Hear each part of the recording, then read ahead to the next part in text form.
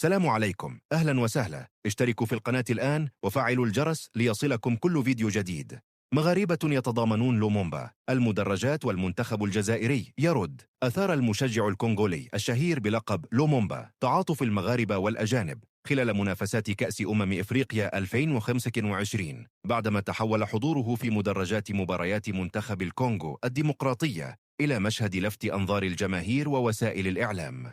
واشتهر لومومبا الذي أطلق عليه متابعون لقب المشجع التمثال أو تمثال المدرجات بثباته اللافت طوال دقائق المباريات، حيث ظل واقفا دون حركة طيلة 90 دقيقة، بل وواصل وقفته الصامتة حتى الدقيقة 120 خلال مواجهة الجزائر في دور ثمن النهائي، في لقطة جسدت أقصى درجات الانتماء والدعم اللامشروط لمنتخب بلاده. غير أن تلك الوقفة الصلبة انكسرت مع صافرة النهاية بعد خسارة الكونغو الديمقراطية بهدف دون رد في الأشواط الإضافية، إذ لم يتمالك المشجع نفسه وظهر متأثرا إلى حد البكاء والانهيار في مشهد إنساني مؤثر لخص حجم الألم الذي خلفه الإقصاء القاري.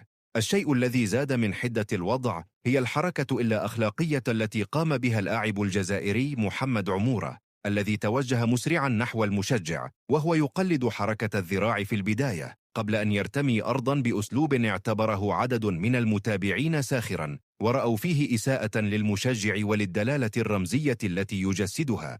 كما أثارت تدوينة الإعلامية الجزائرية خديجة بن قنة موجة واسعة من الغضب على مواقع التواصل الاجتماعي بعدما تحولت من تعليق عابر إلى منشور جدلي حمل إيحاءات عنصرية صريحة إثر نشرها صورة لمشجع كونغولي معروف، وأرفقتها بتعليق ساخر جاء فيه: حرام والله المخلوق قعد واقف 120 دقيقة، يروح يرتاح الآن، مرفقا برمز تعبيري تهكمي، وهو من اعتبره عدد كبير من المتابعين إساءة لإنسانيته وتقليلا من حماسه ودوره في المدرجات.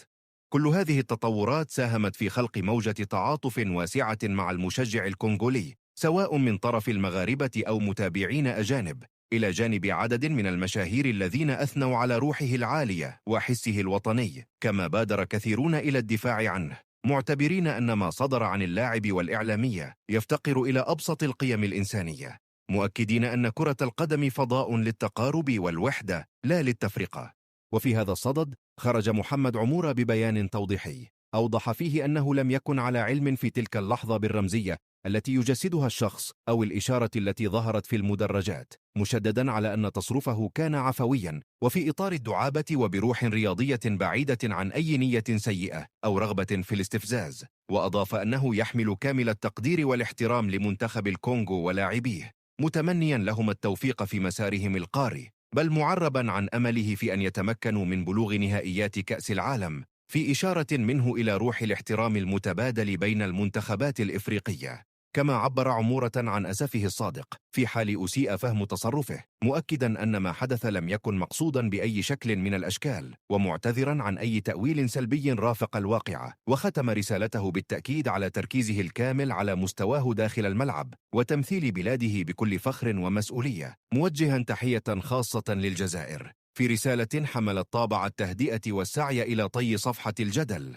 في سياق متصل، قام المنتخب الجزائري بالاعتذار رسميا للمشجع الكونغولي وتقديم هدية رمزية أمام عدسات الكاميرا، في محاولة لاحتواء الغضب الجماهيري من حركة اللاعب الجزائري. وشكرا لمتابعتكم، لا تنسى الاشتراك في القناة وتفعيل الجرس ليصلك كل جديد. سلام عليكم.